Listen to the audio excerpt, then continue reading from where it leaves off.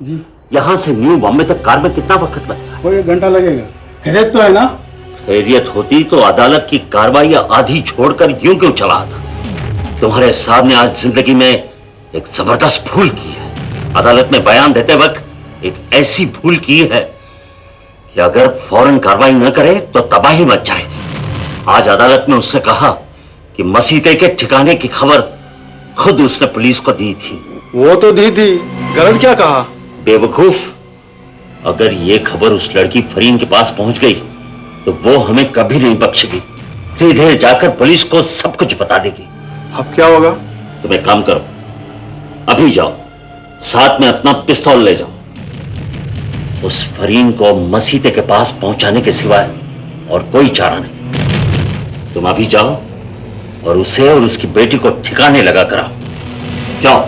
Okay नाना साहब।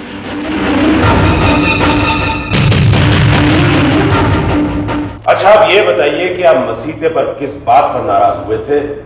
क्या आपको उसे मरवा दिया? ऑब्जेक्शन मिला। Yes, what is it? ये मेरे मुवक्किल को खामखा परेशान कर रहे हैं।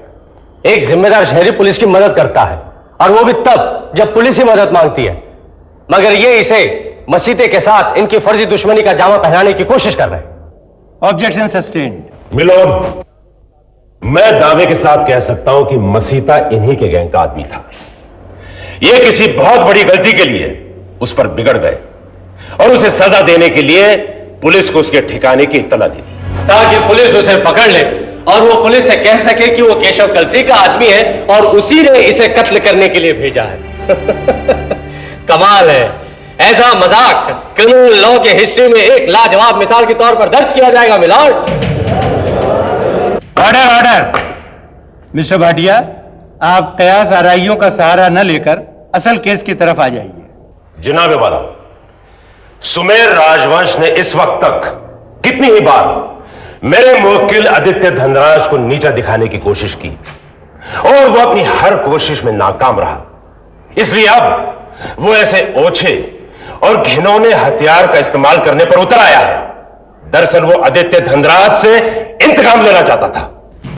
बड़े बड़े कारोबारी इदारों, बड़े बड़े बिजनेस हाउसेस में एक दूसरे पर सबकत लेने और एक दूसरे को नीचा दिखाने का रिवाज सारी दुनिया में चलता है मिलॉर्ड। मुकाबले को इंतकाम नहीं कहा जा सकता। मिलोड, मुकाबला मुकाबला है और इंतकाम इंतकाम है, लेकिन इस केस में सुमेर राजवंश आदित्य धनराज से मुकाबला नहीं करना चाहता था, बल्कि उससे इंतकाम लेना चाहता था।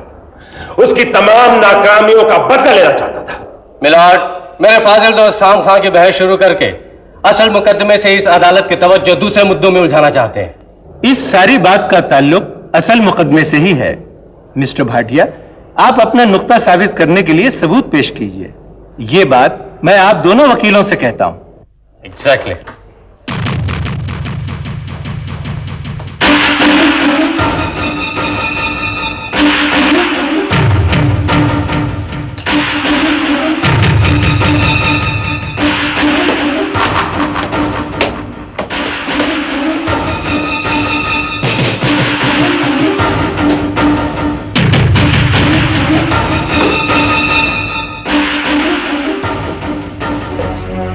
अरे भैया तुम, मैं तुम्हारे बारे में ही सोच रही थी। अभी इतने दिन तुमने खबर ही नहीं ली।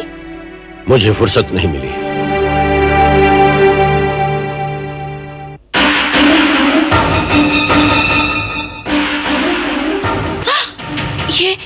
ये पिस्टल नहीं भैया, तुम ऐसा नहीं कर सकते। करने को ये भीमा क्या नहीं कर सकता। उन्होंने मुझे तुझे मारने का हुक्म दिया है।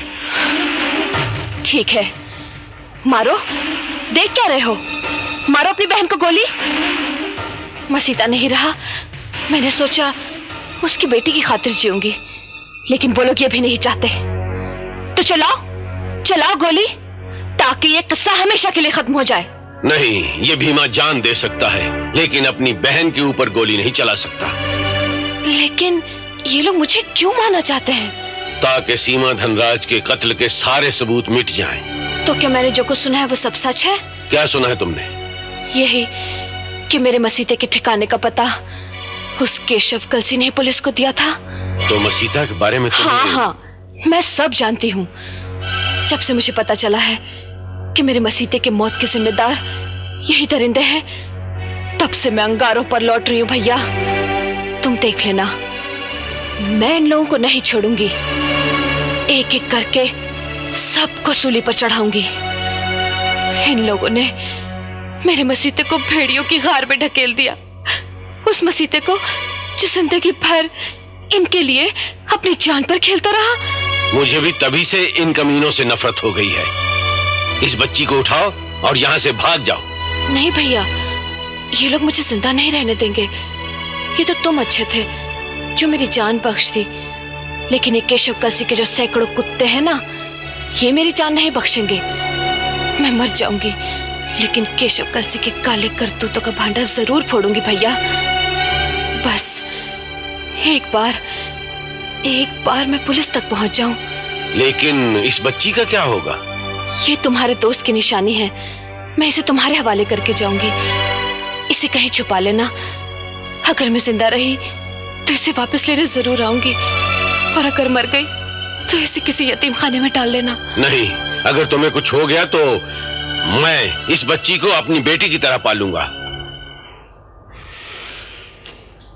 मालूम नहीं केशव, आजकल तुम्हारी सोच को क्या हो गया है। जो मुंह में आता है बोले जाते हो। अगर मैं अदालत में नहीं बैठा होता तो पता नहीं क्या हुआ होता। क्या होता नाना? अगर ये खबर उस लड़की फरीन के पास पहुंच जाती कि हमने ही मसीते के अड्डे के बारे में पुलिस को इत्तला दी थी, तो वो हमें कभी नहीं बख्शती। सीधे पुलिस में जाकर हमारा कच्चा चिट्ठा खोलती। मुझे इस बात का ख्याल ही नहीं आया नाना। देखा, उनका वकील ये नील भाटिया कितना तेज है। अगर दो एक पेशियां ऐसी और लगेंगी तो पता नहीं वो किससे क्या क्या उगलवा लेगा।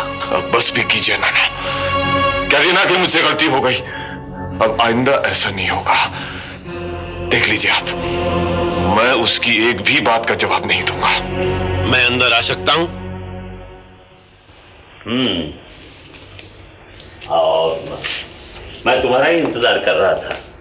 बहुत देर लगा दी। देर तो लगेगी ही, काम ही ऐसा था। काम हो गया?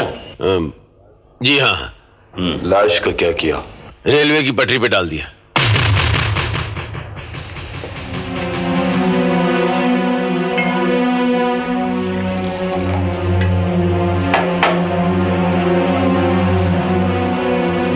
भीमा, ये लो, बहुत थक गए होंगे। शुक्रिया बॉस, वाकई थक गया हूं। जाकर सो जाता हूं। ठीक है, जाओ, जाकर आराम करो, सुबह बात करेंगे।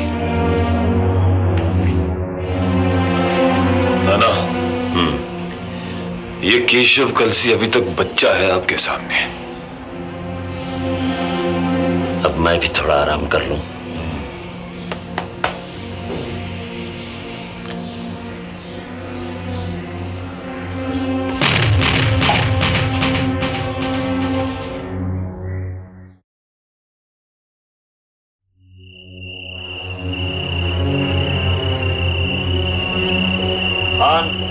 जी साहब। जी नाना साहब। तुमने भीमा को जाते हुए देखा था? अभी देखा साहब, वो अपने पीछे क्वार्टर में चला गया।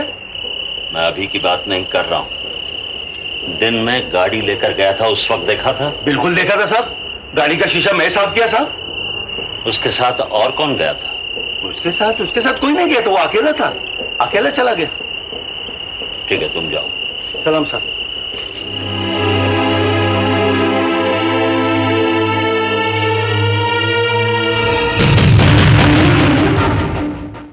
अगर वीडियो पसंद आया तो लाइक, शेयर और सब्सक्राइब जरूर करें। जुनून